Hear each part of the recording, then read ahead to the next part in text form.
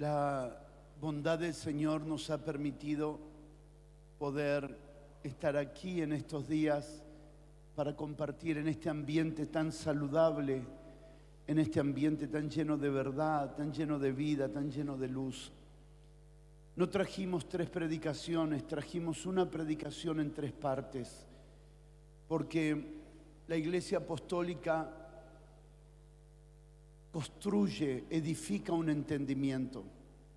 Hay un proceso de construcción. Cuando uno mira las cartas apostólicas, debe prestarle tiempo o prestarle atención a la cronología, porque también los apóstoles iban creciendo. Cada carta apostólica revela un crecimiento en el escritor, un crecimiento de entendimiento del autor. No es el mismo Pablo que escribe su primera carta al último Pablo que escribe la última carta. En cada carta él va mostrando su crecimiento y es glorioso ver eso. Es glorioso ver que todos los hombres de Dios tuvieron la misma oportunidad que tenemos nosotros de crecer en esta salvación tan grande. Crecer en el entendimiento, crecer en el conocimiento. No solamente crecer en años en la congregación, sino también crecer en el entendimiento. Porque si crecemos en el entendimiento, creceremos en el creer. Tengo, por gracia y misericordia de Dios, 35 años en el Evangelio y hoy creo mejor que como creí antes.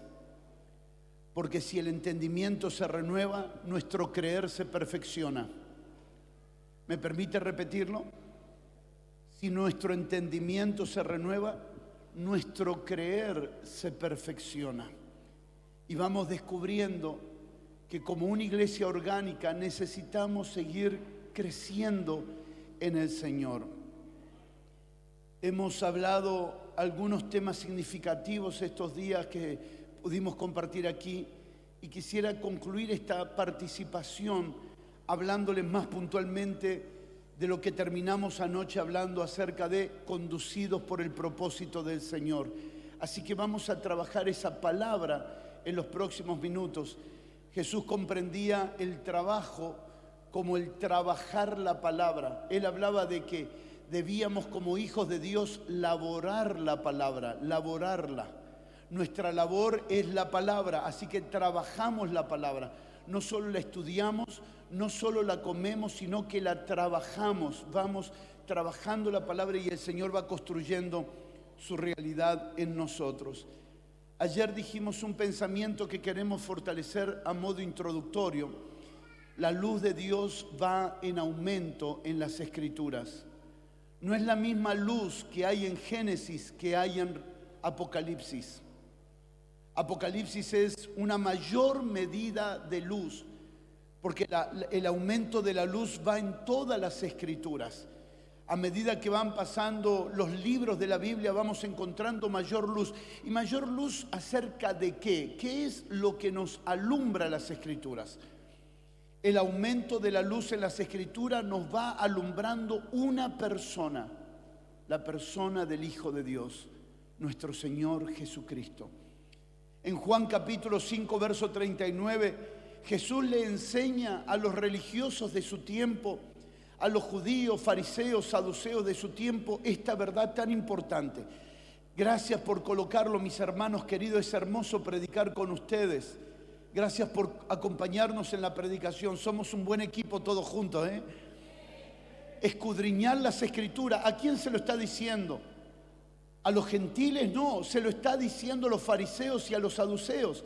A los maestros de la ley les dice escudriñar las Escrituras. Pero si ellos la vivían escudriñando, sí, pero las escudriñaban con prejuicios, las escudriñaban con preconceptos, las escudriñaban con un pensamiento previo. O sea, abrían las Escrituras, pero ya tenían ellos los patrones preconcebidos con que iban a juzgar las Escrituras.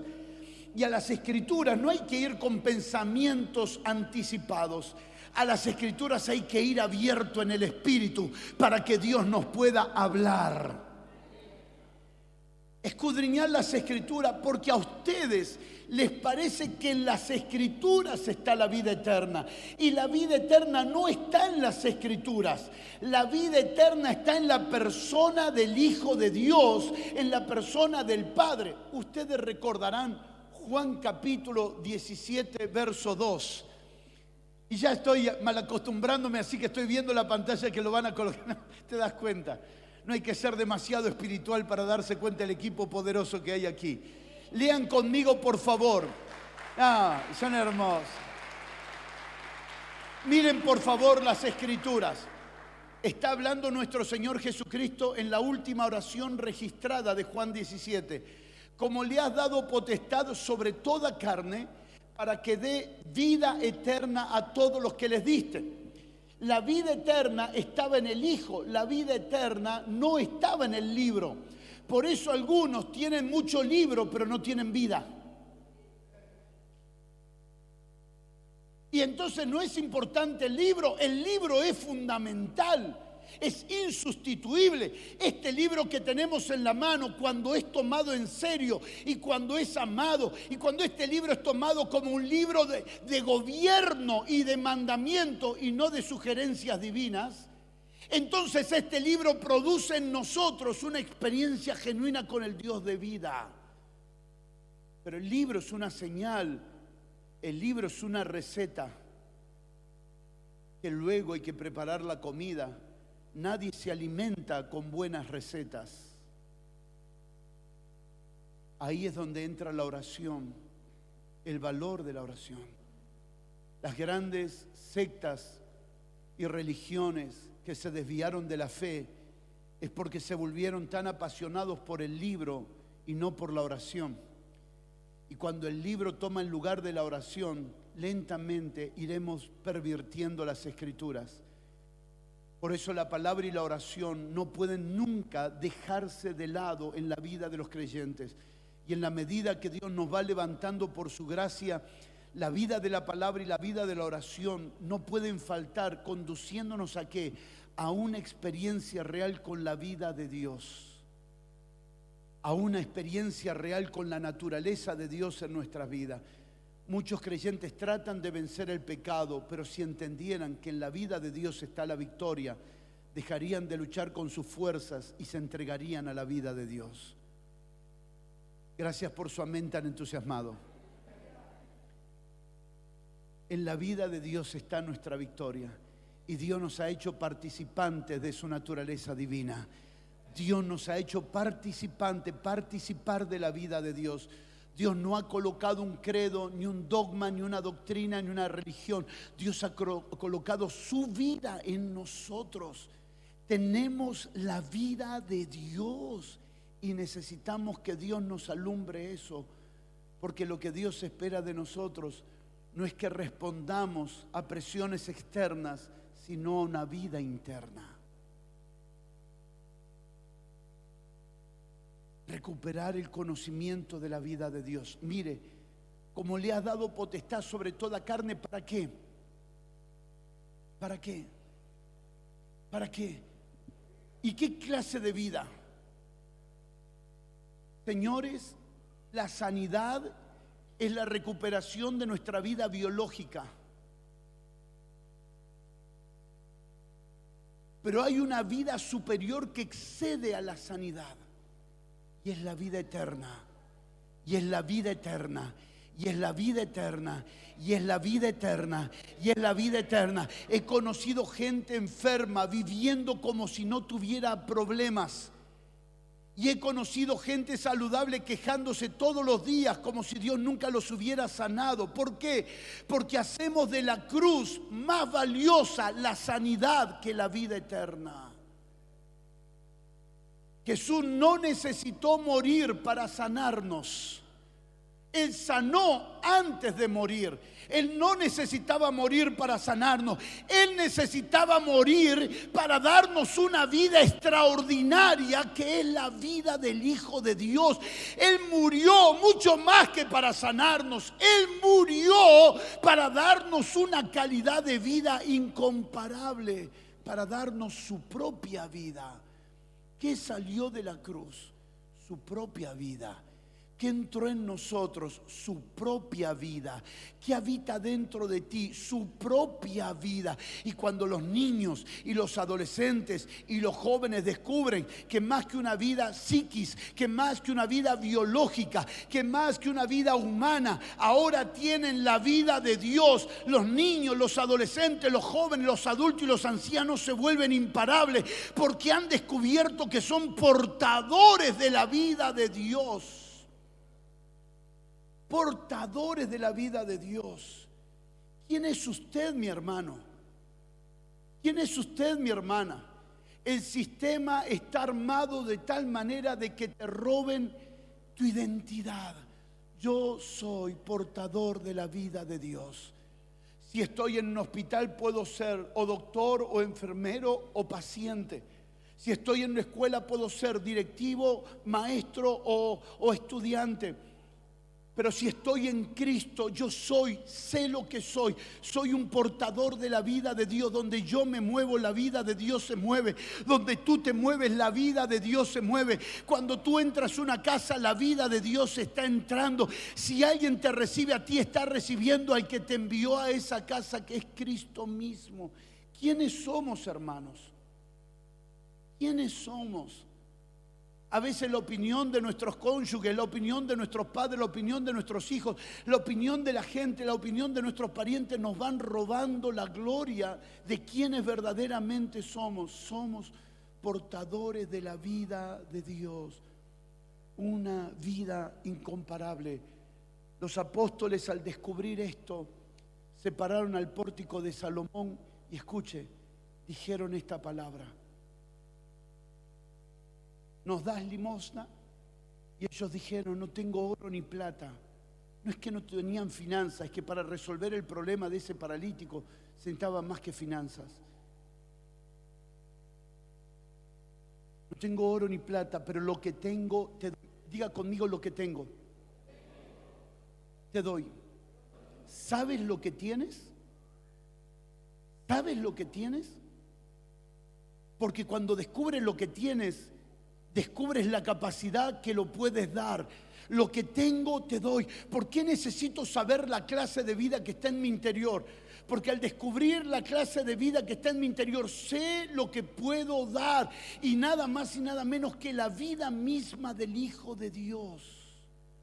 Dar vida. Y no cualquier vida, no vida mineral, no vida animal, no vida vegetal, no vida humana, no vida biológica, vida divina, vida extraordinaria. El apóstol a los hebreos no puede definir la vida de Dios y dice: hemos recibido una vida indestructible. Indestructible. En nosotros hay una vida indestructible. Me puedes matar a mí, pero no puedes matar la vida que está dentro de mí. Se pueden levantar contra ti, pero no pueden tocar la vida que está dentro tuyo. Hermano, escúcheme. No se ofenda conmigo, pero tengo que darle un clavo profundo y un martillazo a su ego. ¿Me permite? ¿Me permite llevar su ego y el mío a la cruz? Levánteme su mano. Gracias, papito, por ese entusiasmo. Levánteme su mano y téngala allí alzada. Usted no es importante para el diablo. Al diablo no le importa destruirte a ti. No, apóstol, no me diga eso. Sí, es verdad. Al diablo no le importa destruirte a ti, porque como él no te ama, tampoco te odia. La única preocupación del diablo es la vida de Dios dentro de ti. Porque antes que el mundo fuera, Dios lo destituyó del trono. Dios lo destituyó del cielo. Y Dios lo mandó a las profundidades del abismo. ¿Cuánto me está siguiendo? Y cuando tú tienes la vida de Dios, el diablo se recuerda que siempre está vencido.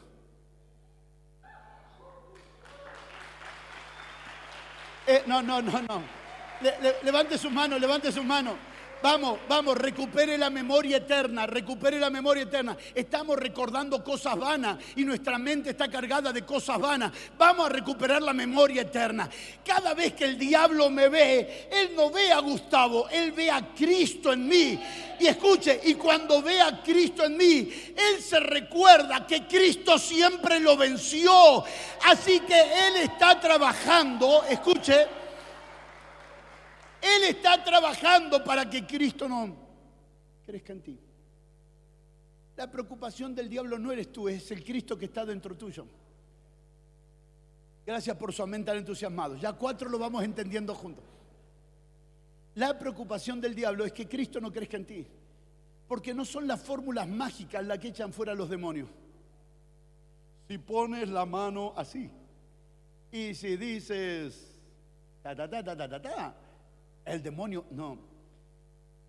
Los demonios le dijeron a los 7 hijos del sacerdote Seba: a Jesús conocemos y a Pablo también, pero ustedes quiénes son, porque a ustedes no los registramos, porque Jesús no está en ustedes. ¿Cuánto vale tener la vida del Hijo de Dios en nosotros? Nuestra eternidad y una vida de autoridad.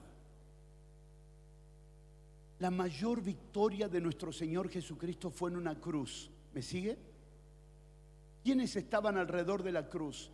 Él llega a la cruz por una decisión del Padre. Él llega a la cruz por una determinación del Padre. Ninguna autoridad tendría sobre mí si no te fuera dado de arriba. Por una decisión del Padre. Pero ahí estaba convocado el mundo político, el mundo religioso, las enfermedades. Allí estaban todos, los demonios, los principados, el diablo, absolutamente todo. Y Él venció sobre todo y sobre todos en esa cruz. Y cuando Él resucita, nos da una vida como la que Él tiene, una vida victoriosa sobre todo. Yo no tengo que buscar la victoria afuera porque la victoria ya está dentro mío y es la vida del Hijo de Dios. El que venció al mundo está dentro de ti. El que venció a todo está dentro de ti. Y así como Él venció, tú vences. Y así como Él venció, tú vencerás. Lo que te espera es victoria, victoria, victoria, victoria, victoria, victoria, victoria, victoria, victoria. Porque el vencedor está dentro de ti. Y apóstol, ¿puedo perder una batalla? Apóstol, ¿puedo perder una batalla? Claro que sí, cuando peleo con mis fuerzas. Cuando peleo con mis fuerzas pierdo, pero cuando peleo con su vida gano. Es una buena ecuación que vale la pena pensar y decir: ¿en qué vida voy a vivir? ¿En mi vida o en la vida del Hijo de Dios? Pablo lo definió claro en Gálatas 2:20. Crucificado estoy juntamente con Cristo y ya no vivo yo, mas ahora Cristo vive en mí. Y lo que antes lo hacía en la carne, ahora lo hago en la fe del Hijo de Dios. Pablo descubrió que mejor es vivir la vida en Cristo y de Cristo que vivir en nuestras propias fuerzas, para la gloria de su nombre. ¿Qué es lo que vamos descubriendo a lo largo de las Escrituras? La luz que va en aumento. Apocalipsis no tiene el propósito central de que nosotros miremos la bestia, el 666 y todas las cosas que aparecen allí, que son todas alegorías, figuras y formas, que el autor Juan ni siquiera se interesa, y Dios tampoco se interesa que él le ponga cosas literales, sino que le está diciendo: vi cómo, vi cómo, vi cómo, vi cómo, vi cómo. Porque si usted lee, como enseñamos ayer, o compartimos ayer, mejor dicho, como compartimos ayer, prestemos atención a la ley de la primera mención. ¿Qué se dice acerca de Apocalipsis? Se dice: este es el libro de la revelación de Jesucristo, no de la bestia. Los que tenemos más de 30 o 40 años ya le hemos llamado anticristo a los presidentes, a los papas. Este es el anticristo. Hemos hecho el libro que después lo tenemos que usar para el asado, ¿no? Para limpiar la parrilla o para prender los fuegos. ¿Por qué? Porque nos pasamos toda la vida tratando de conocer al anticristo, el 666, y ya buscando nombre, y ya buscando forma. Uy, hermano, cuando pasamos el año 2000 parecía que el anticristo gobernaba el mundo. Y cuando surge la computadora, la bestia, la llamamos la bestia, porque en Bruselas la llamaron la bestia. Y todo el mundo mirando a la bestia. Y hermano, hoy miles de personas se salvan mediante la tecnología. ¿Por qué? Porque todo el tiempo que nosotros perdemos en andar investigando las profundidades de Satanás es el tiempo que perdemos para conocer las profundidades de Dios. Y nosotros fuimos llamados a conocer las profundidades de Dios por medio del Espíritu Santo. Hay un hambre voraz en el interior del hombre de querer saber el futuro. Hay un hambre voraz de querer tener certezas sobre el futuro. Hermano, quien mira la cruz ya tiene el futuro garantizado. El que mira la cruz tiene los próximos años de su vida, de su descendencia y de su familia garantizados, porque el mundo se resolvió en una cruz. Solo que como no miramos la cruz, seguimos trabajando con nuestras propias fuerzas. Pero en la cruz se gritó, ¿quieres levantar tus manos? En la cruz se gritó, consumado es. Señores, consumado es en los cielos, consumado es en la tierra y consumado es abajo. Consumado es, todo tiembla a la voz de aquel que lo venció, absolutamente todo. Un segundo punto de introducción, creo que esta es una introducción muy larga, pastora, prometo que el mensaje va a ser más breve. Es la introducción más larga que he escuchado. O de verdad hacemos el mensaje de la introducción. El segundo punto importante, la Biblia comienza con un varón que se transforma en niño y durante todas las escrituras se busca de nuevo al varón. ¿Cómo fue llamado el primer Adán? Varón. Y su esposa, varona. Porque Dios lleva adelante su plan y su propósito en la tierra con un varón. Pero el pecado entró por ese varón. El pecado entró por ese hombre. Aquel varón no honró la palabra, por eso creemos que el avivamiento que viene es por la palabra. Aquel hombre echó a perder el plan de Dios, echó a perder los propósitos y Dios intervino y Dios nunca pierde y Dios obra y Dios cumple su propósito, aunque algunas cosas se puedan atrasar o se puedan demorar. Pero aquel era un varón que se transformó en un niño. Y durante todo el Antiguo Testamento Dios va tratando con un niño llamado Israel. Gálatas capítulo 4, verso 1 hasta el verso 4, el apóstol Pablo está hablando de aquel niño que debe volverse un hijo de Dios maduro y que se vuelve maduro por causa de la intervención de Cristo. Todo el Antiguo Testamento es un pueblo niño, por eso usted va a ver continuamente actitudes de niño, corporativamente hablando, actitudes de niño. Sus murmuraciones, sus quejas, sus rebeldías, su desobediencia, su olvido a la palabra de Dios, respuesta de un niño. Pero Isaías capítulo 9, verso 6 dice, mas un niño nos es dado, un niño nos es dado. Ese no es cualquier niño. Gracias, mis hermanos, léalo conmigo por favor. Porque un niño nos es nacido. Un niño nos es nacido, hijo nos es dado, y el principado sobre su hombro, y se llamará su nombre admirable, consejero, Dios fuerte, Padre eterno, príncipe de paz. El primer varón se transformó en un niño caprichoso, rebelde. Y de allí en adelante, hasta llegar a Malaquías, vamos viendo un pueblo corporativo que se comporta como un niño que nunca termina de madurar, que nunca termina de colaborar con el propósito de Dios. Y entonces tiene que haber chispazos de Dios por medio de profetas para hablarnos que vendría el verdadero varón, el varón perfecto, Cristo nuestro Señor. Vamos viendo un aumento de varón, por el pecado se vuelve niño y de niño otra vez volvemos al varón. Y ahora somos llamados nosotros, apóstoles, profetas, evangelistas, pastores, maestros, para perfeccionar a los santos para la obra del ministerio, para la edificación del cuerpo de Cristo, hasta que todos lleguemos a la unidad de la fe, a la estatura, a la medida del varón perfecto, porque Dios va a recuperar aquel varón que se perdió. ¿Se acuerdan que lo hablamos ayer? Dios está recuperando a aquel varón que se perdió en el huerto del Edén.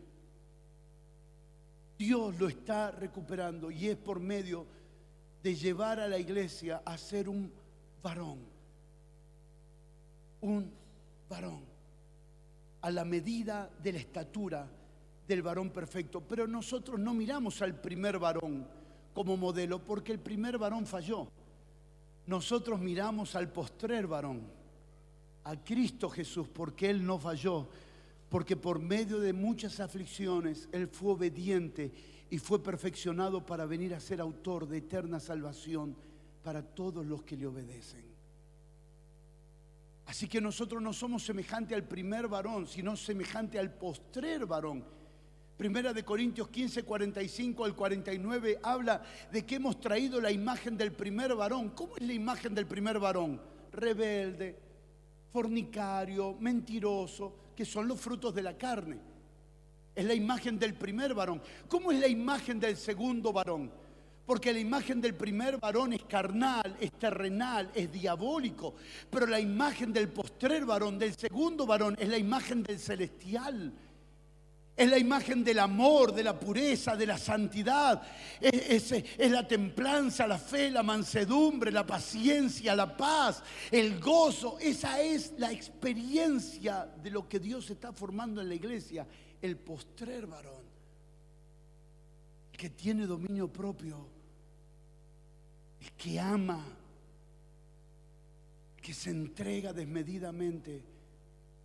Ese varón es el que Dios está reconstruyendo otra vez.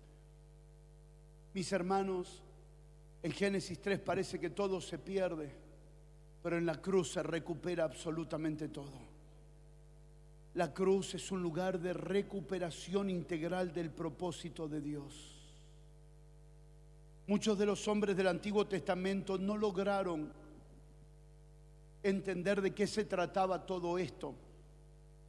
Muchos de los hombres del Antiguo Testamento no comprendieron de qué se trataba la historia con Israel.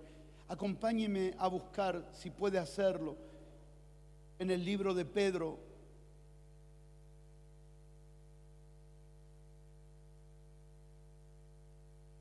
¿Quieres? Deme un segundito los muchachos de multimedia para poder ayudarles con esta palabra, mis hermanos.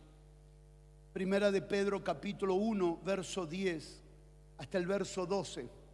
Primera de Pedro capítulo 1, verso 10 al 12. Muchos del Antiguo Testamento no entendieron de qué se trató su vida, pero algunos profetas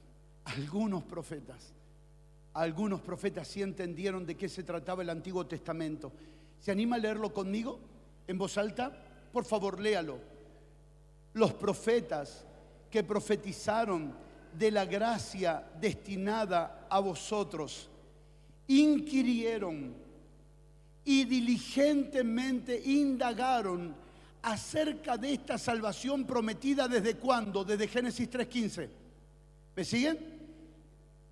Prometida desde Génesis 3:15. ¿Qué hicieron estos profetas del Antiguo Testamento? ¿Qué fue lo que hicieron los profetas antes de vosotros? Investigaron, indagaron diligentemente, responsablemente de lo que ellos estaban profetizando acerca de esta salvación. Ahora bien fuerte, lea el verso 11. Escudriñando qué persona y qué tiempo indicaba el Espíritu de Cristo que estaba en ellos, el cual anunciaba de antemano los sufrimientos de Cristo y las glorias que vendrían tras ellos.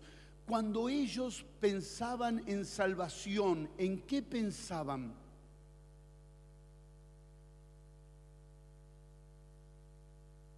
Cuando ellos investigaron salvación, ¿en qué pensaban?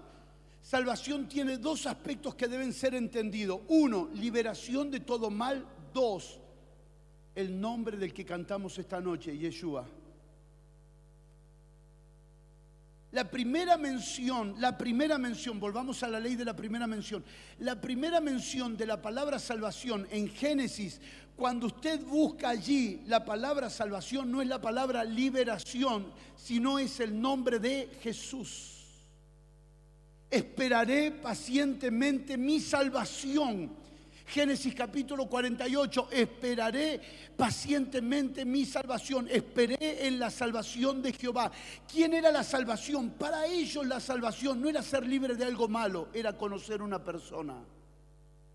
Escuchen, la gente quiere ser libre de los problemas, pero no quiere rendirse a la persona. Cuando el evangelio se predica mal, se hace a Dios deudor de los problemas de la gente. Se hace a Dios responsable de los problemas de la gente. Como que Dios tiene la obligación de resolverle los problemas a la gente. ¿Saben por qué? Porque se predica salvación como liberación de los problemas. Levánteme su mano, por favor. Cuando los profetas indagaron de la salvación, ellos no estaban hablando de ser libre de los problemas. Ellos estaban hablando de conocer una persona que resolvería el problema más grande que el ser humano tiene. ¿Saben cuál es el problema más grande que el ser humano tiene? Su orgullo. Su orgullo. Dale 100 pesos a alguien que no tiene para comer y se comprará un sándwich ahora, pero mañana volverá a tener hambre. Presentar a Dios como el que resuelve todos los problemas de la gente es crear continuamente una dependencia de subsidio de parte de Dios. Pero el día que conozcan al Hijo de Dios serán libres para siempre. Conoceréis la verdad y la verdad os hará libres. ¿Está listo? Conoceréis al Hijo de Dios y el Hijo de Dios los hará libre eternamente y para siempre. Toda persona quiere que alguien le resuelva sus problemas, pero no todas las personas están dispuestas a rendirse a la persona del Hijo de Dios. Y el Evangelio no viene a resolver los problemas que la gente tiene. El Evangelio viene a resolver el problema que la gente tiene, que es su propio orgullo y su propia rebeldía. Pero si se vuelve a la persona del Hijo de Dios, entonces su destino está garantizado. Hermano, levánteme su mano con una sonrisa, por favor. Usted y yo somos una máquina de crear problemas. Gracias por su amén tan entusiasmado. Téngame su mano alzada. Ahí viene el segundo clavo para morir juntos esta noche en la cruz. Ustedes y yo somos una máquina de crear problemas. ¿Sabe cuándo la vida se nos vuelve más libre, más suave, más ligera y menos pesada? Cuando tomamos su yugo. Cuando hacemos su voluntad. Hermano, cuando hacemos su voluntad, nuestra vida es maravillosa, porque su voluntad es buena, su voluntad agradable y su voluntad es perfecta. Quien vive en su voluntad, como oró la pastora cuando pasó, vive disfrutando. Pero esto parece una locura, porque yo me levanto un día, tengo un problema, me levanto otro día, tengo otro problema, me levanto otro día, tengo otro problema. Claro, es que mi carne es una fábrica de crear problemas. Escúchenme. Hoy viene aquí una persona que tiene problema en el hígado porque vivió comiendo mal. Oramos, se sana. Mañana, la fábrica de crear problemas. ¿Qué va a pasar? ¿Vuelve a comer mal? ¿Volverá a enfermarse? ¿Volveremos a orar? Todo el mundo contando, oh, Dios es poderoso para sanar. Dios no es glorificado en tu enfermedad. Dios es glorificado en tu salud. Gracias por su amén tan entusiasmado. La sanidad no es la herencia de la iglesia. La sanidad es la herencia de los inconversos. La herencia de los creyentes es la salud. Gracias por su amén tan entusiasmado. O sea, nosotros no somos en Cristo generadores de enfermedad, somos generadores de salud para producir sanidad a otros. Pero si yo vivo dependiendo de la sanidad es porque vivo muy desordenado. Necesito ordenar mi vida. Y esto no es motivo para que nos golpeemos y no, viste que yo te dije que te tenés que cuidar y vos no te cuidás y mirá que... No es para que nos matemos, es para que entendamos. Es para que entendamos que el Evangelio se trata de conocer a una persona. Los profetas investigaron de qué se trataba esta salvación. No era la liberación de un problema, sino el conocimiento de una persona, en donde estaría la liberación del verdadero problema. Hermano, tengo un problema con el mueblero de la esquina. ¿Se entiende mueblero? ¿Sí? Me enojo con el mueblero de la esquina, con el carpintero de la esquina, y le quemo una mesa. Saco una mesa, se la quemo, ¿no? Ah, le queme una mesa, le queme una mesa. ¿Cuál es el problema? Él agarra madera, hace otra mesa, porque el problema no está en la madera, el problema no está en la mesa, el problema está que él siempre tendrá para producir mesas, porque la carpintería es la que produce la mesa. No estoy diciendo que vaya a prenderle fuego a la carpintería a nadie. Estoy diciendo que la carpintería de las mesas que tenemos que quemar es nuestro yo.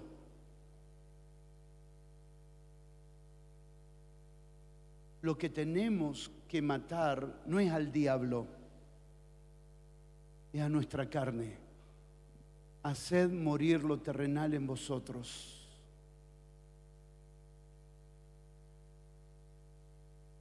Cómo nos gustan los enemigos externos, ¿no? Nos gusta pelear con lo de afuera, pero nuestra lucha no está con lo de afuera, está con lo de aquí adentro. Dijo Charles Spurgeon: pensé que el viejo hombre había muerto en las aguas del bautismo, pero descubrí que el desgraciado sabía nadar. A la noche me acuesto, un amor de esposo, un amor de padre. Paz, familias, todos, paz, sean bendecidos. Mañana tengan un día extraordinario en el trabajo y en la escuela. A la mañana se levanta con el viejo hombre. Se levanta enojado, malhumorado, hablándole mal a todo. No hay problema, anda a orar y lleva a ese viejo hombre a la cruz, porque a este viejo hombre hay que matarlo todos los días. Gracias por... Solo las hermanas dijeron amén. Los esposos, ninguno dijo, amén, amén. No. Me gustaría decirle que morí una vez y para siempre, pero no es verdad. Gustavo tiene que morir todos los días. ¿Puede abrazar a alguien y darle tu nombre y no su nombre? Y decirle, Gustavo tiene que morir todos los días, pero dale tu nombre, no el de él, no el de ella. No le diga, vos tenés que morir. No. Decile, yo tengo que morir todos los días. Todos los días tengo que ser lleno del Espíritu Santo. Todos los días. Mañana, pasado, todos los días muero. Para que todos los días Él pueda vivir. Ahora vale la pena, hermano. Escuche, si el orgullo es un generador de problemas, la vida de Cristo es un generador de soluciones.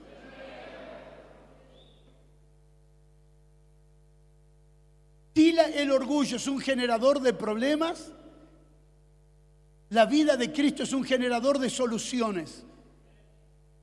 Cuando vivimos en el Espíritu, que sí es posible y que no es ser místico, que es nuestra vida natural, la vida real que los creyentes vivimos, cuando vivimos en el Espíritu, continuamente hay una palabra de Dios para cada situación. Y no solo para las nuestras, sino también para la de otros. Porque hemos aprendido a vivir en la vida del Espíritu del Señor. Siga leyendo conmigo el verso 11, por favor. Escudriñando qué persona y qué tiempo indicaba el Espíritu de Cristo que estaba en ellos, el cual anunciaba de antemano los sufrimientos de Cristo y las glorias que vendrían tras ellos. ¿Cuál es la razón del Antiguo Testamento, mi hermano, si no es Cristo? No hay problema con contar historias de David, pero luego tengo que llevarlas a Cristo. No hay problema de hablar de Esther, si luego puedo ver a la iglesia en Esther. Porque todo se trata de Cristo y las glorias de Él. Hermano, en todo el mundo está volviendo otra vez por orden del Señor la recuperación de la centralidad de Cristo en la vida de la iglesia. Dios volviendo a colocar a su Hijo en el lugar que los hombres lo sacamos. A estos, verso 12, a estos, muchísimas gracias mis hermanos queridos, de Primera de Pedro 1:12, a estos se les reveló que no para sí mismo, sino para nosotros, administraban las cosas que ahora os son anunciadas por los que os han predicado el Evangelio por el Espíritu Santo enviado del cielo, cosas en las cuales anhelan mirar los ángeles. Hermano, escuche. Isaías miraba nuestros días y se le hacía agua a la boca. Jeremías miraba nuestros días y se le hacía agua a la boca. Lea fuerte conmigo cómo comienza la primera parte. A estos se les reveló. Escuche, ¿cómo? A estos se les reveló que no era para ellos. ¡Wow! Ellos estaban viendo a Cristo y se les decía, pero no es para ustedes, es para ellos. Mientras hay una iglesia, como dije ayer, viviendo en el Antiguo Testamento, queriendo ser como Moisés, queriendo ver la gloria de Dios como la vio Moisés, queriendo tener la experiencia como la tuvieron en el Antiguo Testamento, ellos nos miran a nosotros y dicen, yo moriría por vivir un día en los días de ustedes, porque nosotros tuvimos una experiencia externa, pero ustedes lo tienen adentro. Hermanos, Moisés vio la gloria desde afuera. Pero 2 de Corintios capítulo 6 dice que la gloria que operó en Moisés se apagó. Porque era una gloria temporal y tarde o temprano su rostro dejó de brillar. Pero nosotros no tenemos una gloria externa, nosotros tenemos una gloria interna que es eterna y para siempre. Cuando se encuentre con Isaías, él te va a decir, cómo me hubiera gustado conocer tus días, vivir en tus días y tener a Dios como ustedes lo tuvieron. Porque mientras nosotros hablábamos con un Dios externo, ustedes oran en el Espíritu y hablan con un Dios que está dentro de ustedes.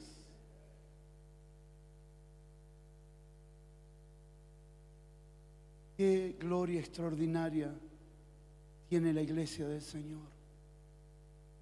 ¿Cómo rogaría al Padre? Pero no sé si es posible que pudiéramos tener una charla con Moisés.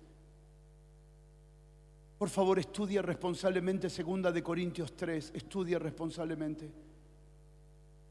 Porque la comparación que se hace entre el antiguo pacto y el nuevo pacto es incomparable. Todo en el antiguo pacto fue temporal y pasajero. Todo en el nuevo pacto es eterno y para siempre. La gloria del Señor. Pero no es que aquello no sirvió o no sirve, todo lo contrario, solo fue una medida de luz en forma de sombra. Era sombra de lo que habría de venir. Y lo que habría de venir era Cristo mismo, el Hijo del Dios viviente.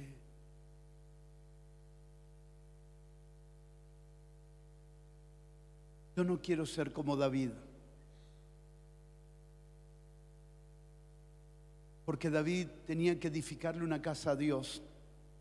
Nosotros somos la casa de Dios. ¿Cuántos me están entendiendo la diferencia? Es mucha la diferencia. Acompáñeme por favor a leer Efesios capítulo 3, verso 10 al 11. Efesios capítulo 3, verso 10 al 11.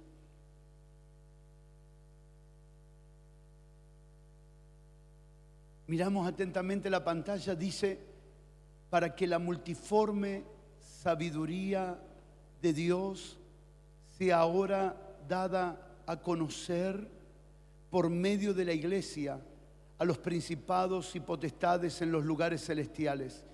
Verso 11, conforme al propósito eterno que hizo en Cristo Jesús nuestro Señor. ¿Se anima a leer el verso 11 en voz alta? Conforme al propósito eterno que hizo en Cristo Jesús, nuestro Señor. Lo que vamos a decir ahora tiene estudio, corroboración, investigación seria y responsable. Dios no tiene muchos propósitos. Dios tiene un solo propósito. Lo que tiene son muchas asignaciones. Dios no tiene muchos propósitos, Dios tiene un solo propósito. Y lo vamos a ver ahora por las Escrituras. No es que Dios tiene un propósito con tu hermano y otro propósito con vos. No, no. Nosotros tenemos un Padre, un Señor, un Espíritu, una fe, un bautismo, un cuerpo y un propósito. Diga conmigo, un propósito. El cuerpo funciona para un propósito. Por eso estamos tan divididos, porque cada uno tiene su propio propósito. A veces somos 5 en la familia y cada uno tiene su propio propósito. No, lo que tiene son diferentes asignaciones, pero todos tienen un mismo propósito. Hermano, el hermano de la India tiene el mismo propósito que yo. El hermano de Nueva Zelanda tiene el mismo propósito que yo. El hermano de Inglaterra tiene el mismo propósito que yo. El hermano de China tiene el mismo propósito que yo. En otras palabras, toda la iglesia del Señor a nivel global tiene un solo propósito. Por eso trabajamos. No tenemos un ministerio internacional. Siempre tratamos de corregir esto. Viene un hermano que tiene un ministerio a las naciones. No, no tengo un ministerio a las naciones. Tenemos un servicio al cuerpo. Al cuerpo de Cristo, que tiene un solo propósito. Mi hermano, es hermoso. Nosotros tenemos amigos en todo el mundo. En la PET vinieron de todo el mundo. De todo el mundo. Tenemos amigos en toda Europa, en toda Asia, en toda África, en toda Oceanía.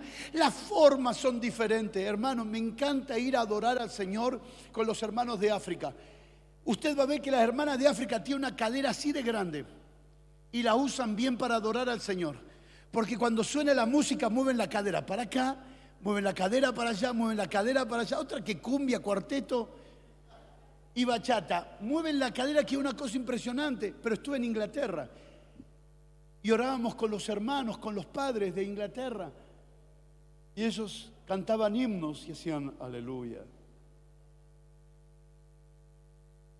gloria. Donde 10 minutos son 10 minutos de verdad.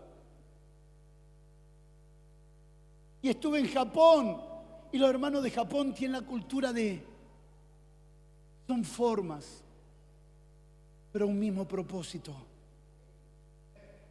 Tienes hermanos en este momento adorando al mismo Padre en esta hora, en todo el mundo. Todos tenemos un solo propósito. Mientras pensamos que tenemos diferentes propósitos, nos podemos dividir, nos podemos separar. Pero cuando entendemos que tenemos un solo propósito. ¿Y por qué es importante entender el propósito? Por la palabra que Dios nos entregó: linaje. Hay un solo linaje. Hay una sola nación. Estábamos en Brasil, nación que amamos, en el evento más influyente de Belo Horizonte, donde la congregación es de 8.000 personas, pero congregan 45.000 personas en esa congregación, donde la plataforma es circular y la pantalla gigante es circular. Y estábamos ministrando allí con el hermano Marcos Brunet y otros hermanos en ese lugar, y comenzaron a levantar las banderas de Brasil y a levantar. Amo esa nación. Pero tuve que decirles, hermanos, Dios no está levantando Brasil, Dios está levantando una nación santa que incluye Brasil. Dios está levantando una nación santa que incluye Argentina. Argentina no es la nación santa. La única nación santa es la que Dios está levantando, y ni siquiera es la Israel biológica, es la Israel espiritual, que es la iglesia. Dios está levantando una nación. ¿Y por qué hablar de esta unicidad? Un Padre, un Señor, un Espíritu, una fe. Porque tenemos que recuperar la mentalidad de cuerpo. Nos importa lo que está pasando aquí con la pastora María, nos importa lo que está pasando con el apóstol Ledesma, nos importa lo que está pasando con los pastores entre los aborígenes, nos importa lo que está pasando con nuestros hermanos en China, porque todos somos parte de un cuerpo, y si nuestros hermanos avanzan, nosotros avanzamos también, porque nos importa. Y esta casa tiene un llamado a las naciones, y esta casa es misional, hermanos. La misión debe continuar. Se tiene que hacer la misión con más fuerza. Se tienen que levantar más pastores, más misioneros, más líderes. Pero no la vamos a levantar con una iglesia de necesidades. La vamos a levantar con una iglesia de propósito. No con una iglesia fundada en la necesidad, sino con una iglesia madura. Con una iglesia que madura, con una iglesia que vive por propósito. Y hablamos por palabra del Espíritu que se activen los misioneros, que les arda otra vez el corazón. Los que perdieron la pasión, los que dejaron de soñar, los que se acomodaron con sus casas bonitas. Se levantarán una mañana y la verán como nada. Que se levanten las escuelas de niños, no solo con músicas americanas, sino también que se levanten los niños con pasión por las naciones. Que nuestros niños vuelvan a orar por las naciones. Que nuestros adolescentes y jóvenes encuentren sentido y propósito, no en el bienestar personal, sino en el propósito del Señor. Porque cuando un joven, hermano, se entrega al propósito del Señor, todo está cubierto y todo está suplido. Muchacho, quiero decirte algo: o vives por necesidad o vives por propósito. O escuchas a tu genética pidiéndote a gritos una mujer o un muchacho. O escuchas a tu genética diciendo necesitas ser exitoso en tu campo profesional. O escuchas al Señor diciendo: tengo un propósito para mi iglesia que te incluye. Y tengo preparado para ti todo. Tengo la esposa, tengo el esposo, tengo los recursos, tengo la profesión, tengo la carrera. Porque lo mejor que resuelve nuestra vida no es lo que yo siento aquí adentro, sino lo que Dios quiere que yo haga. Nuestro destino está garantizado antes de nacer. Levanta tus manos conmigo, por favor. No naciste por casualidad, naciste para ser colaborador del propósito eterno de Dios. No tenés que buscar tu destino, tenés que encontrar su propósito.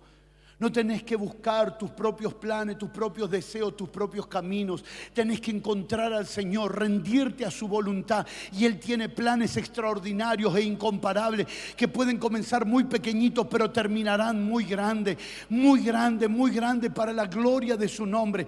Quiero animarte a que creas que los planes de Dios son más altos que los tuyos y que los caminos de Dios son más altos que los tuyos y que los pensamientos de Dios son más grandes que los tuyos. Que no importa dónde naciste, hermano.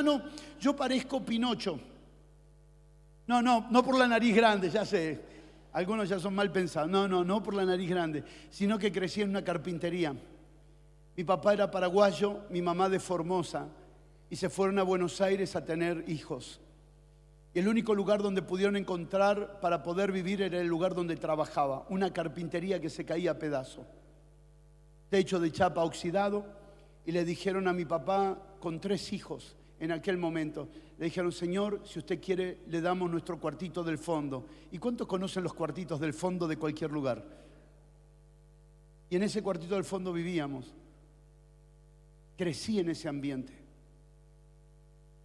donde la cama estaba al lado de la mesa, donde los aromas del baño estaban al lado de la cama, donde los aromas de la cocina estaban al lado de la cama. Hermano, no importa dónde naciste, importa que si te rendías al Señor, tu vida irá en aumento para la gloria de su nombre. No importa dónde comenzaste, por favor, no definas tu destino con una memoria humana, definí tu destino con una memoria eterna. Recordá lo que Dios pensó de ti antes de que nacieras. Apóstol, ¿puedo hacer eso? Sí, el Espíritu Santo lo hará. No tienes que proyectarte en el pasado, solo tienes que dejar que el Espíritu Santo te haga recordar para qué naciste. ¿Recuerdan la conversación de Dios con Jeremías? Jeremías, hey, no te olvides, tú no naciste para ser sacerdote aquí. Antes que nacieses yo te santifiqué y te di por profetas a las naciones. Jeremías dijo: pero yo soy un niño. Sí, pero esto es antes de que fueras un niño. Hay un plan, hay una asignación contigo antes de nacer. Busca tu propio camino y tendrás que luchar mucho. Busca lo que Dios tiene preparado para ti y tu vida será buena, agradable y perfecta. Oro al Señor que Dios alumbre los ojos de nuestro entendimiento, porque Dios tiene un propósito eterno y ese propósito es el que le tenemos que recordar a los principados y a las potestades. Al diablo no tengo que andar recetándole versículos bíblicos, tengo que recitarle el propósito de Dios. Está escondido en misterios de sabiduría. 1 de Corintios 2, porque sé que muchos trabajarán esta palabra. 1 de Corintios 2, del 1 al 16. 1 de Corintios 2, Pablo dice: sin embargo hablamos sabiduría entre los que han alcanzado madurez, no sabiduría de este siglo. porque si no, nunca los reyes de esta tierra y los príncipes hubieran crucificado al Rey de Gloria. Hablamos sabiduría en misterio, la sabiduría que proviene de Dios. Cosas que ojo no vio, ni oído yo, ni han subido en corazón de hombre, son las que Dios ha preparado para aquellos que le aman. Hay una sabiduría que resuelve los problemas, que es el libro de Proverbios, que son las relaciones diarias, la relación con la familia, con el matrimonio, con los hijos, con los padres. Pero hay otro tipo de sabiduría, levante sus manos por favor, que es la sabiduría eterna, que nos quiere mostrar algo más glorioso, que trasciende la sabiduría de los problemas relacionales y de la administración diaria. Es una sabiduría eterna que me hace recordar que no soy objeto de un deseo humano. Señores, no nací en esta tierra y no naciste en esta tierra porque tu papá y tu mamá se pusieron de acuerdo. Naciste en esta tierra porque Dios determinó que nacieras. El medio fueron tus padres, no tu origen. Y quien encuentra su propósito, encuentra su sentido de razón de vida. El propósito eterno de Dios. ¿Qué es lo que conduce a Dios? Y sé que es un pensamiento muy elevado y que puede sonar a presunción en alguien preparado. Pero con profunda humildad, déjeme decirle, Dios nunca cambió su propósito. Y Dios nunca cambiará su propósito. Pueden cambiar las personas, los actores, la gente, pero su propósito no cambia porque Él se juramentó sobre sí mismo su propósito. Diga conmigo, su propósito es eterno. No, dígalo fuerte. ¿Qué significa que es eterno? Que es para siempre, que es inmutable, que no cambia. ¿Cuál es su propósito? ¿Cuál es el propósito de Dios? Y acá dejaremos pendiente, porque esto es un mundo a descubrir juntos. ¿Qué es el propósito eterno de Dios? El propósito eterno de Dios lo incluye todo. Acompáñeme por favor a leer Colosenses capítulo 1, verso 15. Y de esta manera vamos a terminar orando en esta noche. Si pudiéramos preparar, princesa, la canción de Eres el centro de todo, para tener entendimiento. Colosenses capítulo 1, verso 15. ¿Se anima a leerlo conmigo en voz bien alta? ¿De quién está hablando allí? De Jesucristo. Léalo fuerte conmigo, pero despacio. Él es la imagen del Dios invisible, el primogénito de toda creación. ¿Qué significa el primogénito de toda creación? Que Él es el primero, Él es antes que todo. Para los estudiosos de las Escrituras, lean en sus casas Proverbios 8. Proverbio 8 tiene una palabra que es una columna, que es la palabra de la sabiduría, es el antes. Antes que el mundo fuese, yo estaba contigo. Antes que los montes fuesen, yo estaba contigo. Todo esto está escrito en los libros. De esto es que nos dedicamos a trabajar en el cuerpo de Cristo. Él es la imagen del Dios invisible. Él es el primogénito antes de toda la creación. Verso 16, mis hermanos. Fuerte. Porque en Él. ¿Cómo? Porque en Él. ¿Cuál era la fábrica? Cristo. Porque en Él fueron creadas todas las cosas. ¿En quién? En Cristo. Las que hay en los cielos, ¿en quién fueron creadas? En Cristo. Y las que hay en la tierra, ¿en quién? En Cristo. Sean cosas visibles o invisibles, sean tronos, sean dominios, sean principados, sean potestades. Ahora fuerte, por favor. Todo fue creado por medio de Él. ¿Cuál es el propósito eterno de Dios? Que todas las cosas sean de Cristo. Que todas las cosas sean para su Hijo, porque todo fue creado por medio de Él y para Él. Verso siguiente, por favor, 17. Fuerte, fuerte conmigo, hablando de Cristo. Y Él es antes de todas las cosas, y todas las cosas en Él subsisten. ¿Mi familia se va a echar a perder? No, porque si están en Él, subsisten. Todo lo que está en Él permanece para siempre. ¿Cuántos dicen amén? Mis hijos no se perderán, mis nietos no se perderán, mi matrimonio no se perderán, porque todo lo que está en Él persiste, subsiste. Por eso te conviene ser un instrumento para que tu familia llegue a Cristo, porque nada se eche a perder cuando está en Él. 18. Y Él es la cabeza del cuerpo, que es la iglesia. El que es, ¿qué? El que es desde el principio, el primogénito de entre los muertos, para que en todo, diga conmigo, en todo. En todo. ¿Qué incluye ese todo? Wow.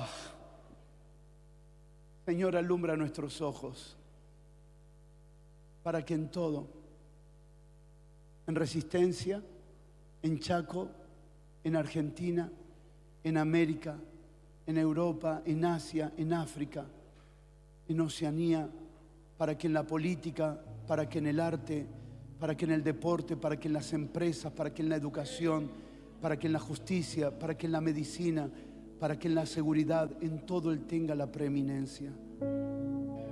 Para que en todo Él tenga la preeminencia.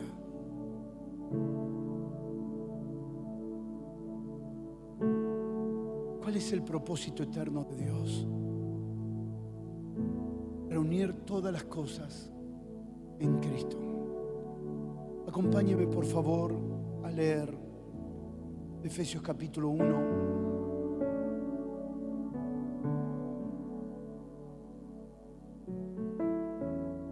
Efesios capítulo 1, verso 9 al 11.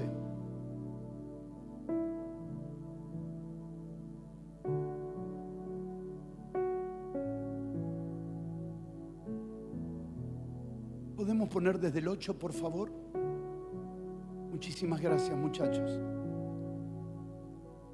Esta es tu herencia y mi herencia. Esta es tu herencia y mi herencia, que hizo sobreabundar para con nosotros en toda sabiduría e inteligencia. Dios no escatima sabiduría al que la busca. Nuestra herencia es la abundancia de sabiduría e inteligencia. Verso 9. Dándonos a conocer el misterio de su voluntad. ¿Según qué? Su beneplácito. La palabra beneplácito es buen placer. Según su buen placer. Se anima a leer fuerte conmigo la siguiente parte. El cual se había propuesto en sí mismo. ¿De dónde viene la palabra propósito? De su propia proposición. Él se lo propuso. Y no hay nadie que pueda detener lo que Él se proponga. Que Él se había propuesto en sí mismo. Verso siguiente. De reunir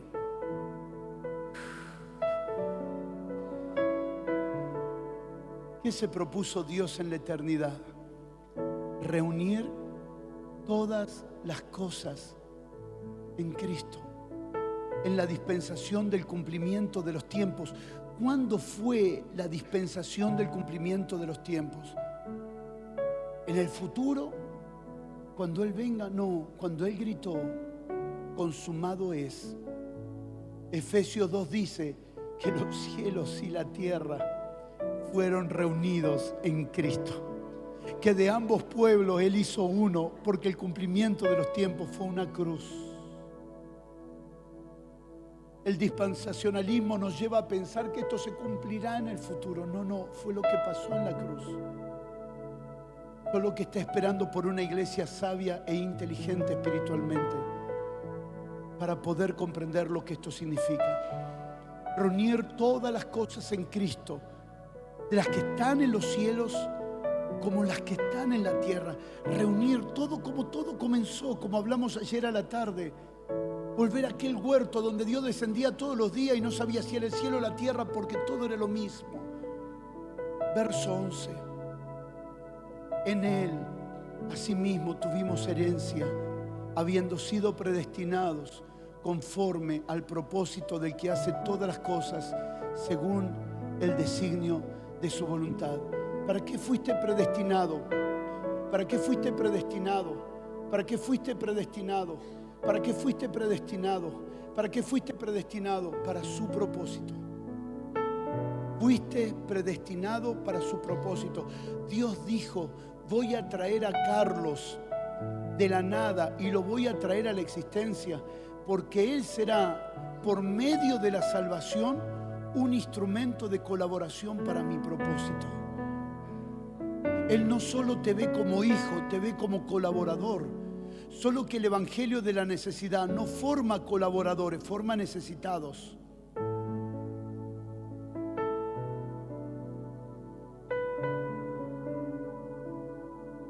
Dios te predestinó, princesa, que está sentado al lado de esa hermosa dama antes de nacer. Y las experiencias amargas o difíciles no anulan tu llamado. Fuiste diseñada, soñada y pensada. Fuiste predestinada con nombre y apellido para ser colaboradora de su propósito. Y mira, hermano, no existe en esta tierra una vocación más gloriosa que vivir para colaborar con el propósito de Dios. Cualquier profesión terminará con el tiempo, pero ser un colaborador de Dios es una obra eterna. Póngase sobre sus pies, por favor. ¿Cuánto están entendiendo? Los últimos dos pasajes bíblicos que son simultáneos. Romanos capítulo 8, versos 28 y 29.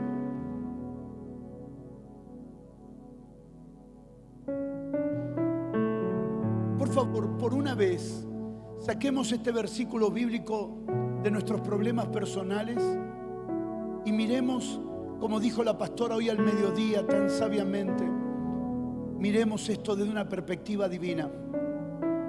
Porque la Biblia, si alguien tiene la Biblia ahí a mano, me la puede facilitar un momento. Porque hay dos formas de leer este libro extraordinario, de manera natural y de manera espiritual. Cuando leo este libro de manera natural, el centro de este libro soy yo. Y Dios el que tiene la obligación de ayudarme. Cuando leo este libro de manera espiritual, lo que veo del frente y de la parte de atrás es un rostro. ¿Saben cuál es? El rostro de su Hijo, el rostro de Cristo.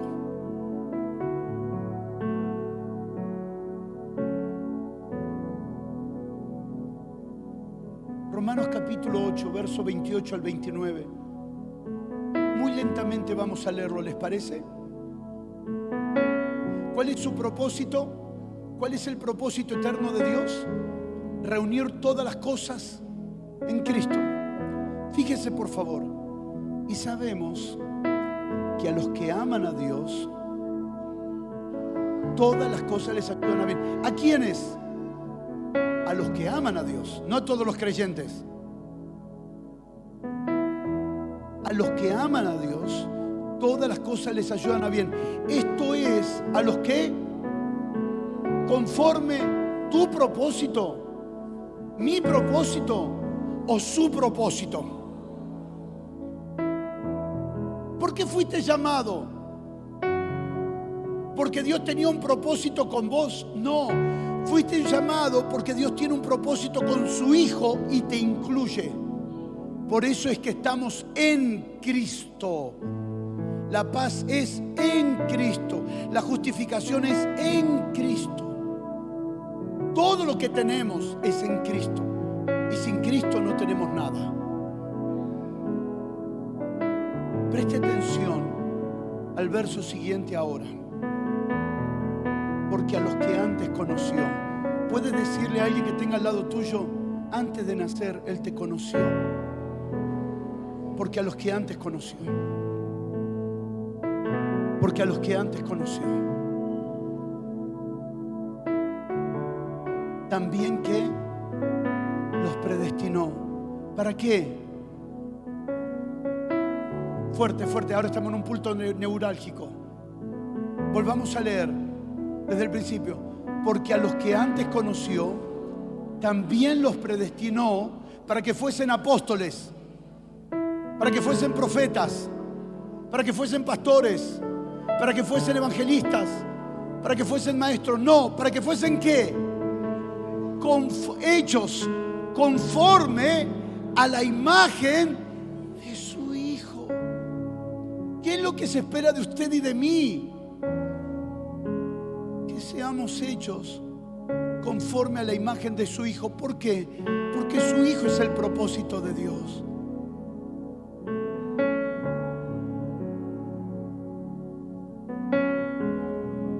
Espero colaborar con el entendimiento y ruego al Señor que alumbre los ojos del entendimiento.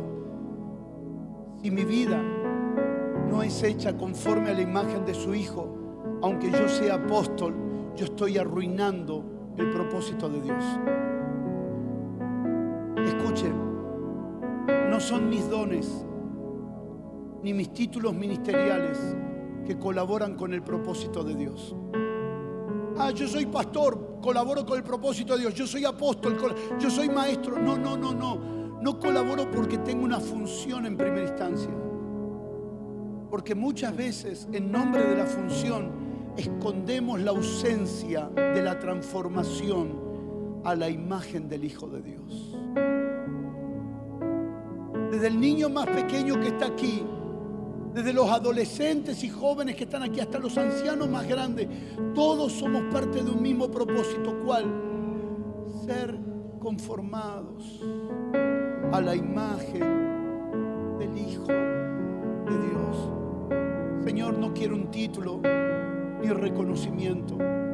Quiero cumplir el deseo de tu corazón. Quiero ser hecho conforme a la imagen de Cristo. Si quieres levantar tu mano allí donde estás por un momento.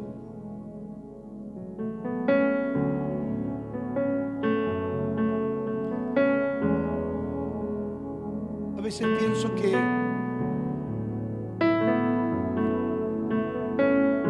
necesitamos más luz. Porque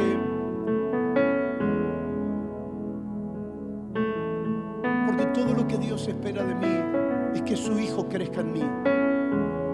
Ya lo dijo Juan el Bautista, es necesario que Él crezca y que yo mengüe. Esta noche, míreme, con tus manitos alzadas, no te invito aquí a recibir, te invito aquí a morir. No te invito aquí a que tú tengas mejores cosas, te invito a que lo tengas todo en Cristo. Porque quien tiene a Cristo lo tiene todo. Yo sé que todos necesitamos recibir, pero a veces el concepto de recibir es equivocado. Porque a veces el concepto de recibir es como que no lo tengo y entonces tengo que buscarlo. No tengo que recibirlo, tengo que descubrirlo. Aquí adentro, mira, ¿quieres pasar tu manito así, la otra mano? No necesitas recibirlo, ya lo recibiste. Lo que necesitas es descubrirlo, porque ya lo tienes. No necesitas recibir de Dios, entiéndame. Necesitas descubrir lo que ya has recibido de Dios. Yo sé que la terminología y las palabras son peligrosas, pero tenemos que hablarlo en algún momento, porque cuando era niño hablaba como niño, pero cuando ya fui hombre dejé de hablar como niño. Tengo que salir del recibir por el entrar al descubrir. Demándele a sus pastores: pastores, enséñame lo que ya tengo.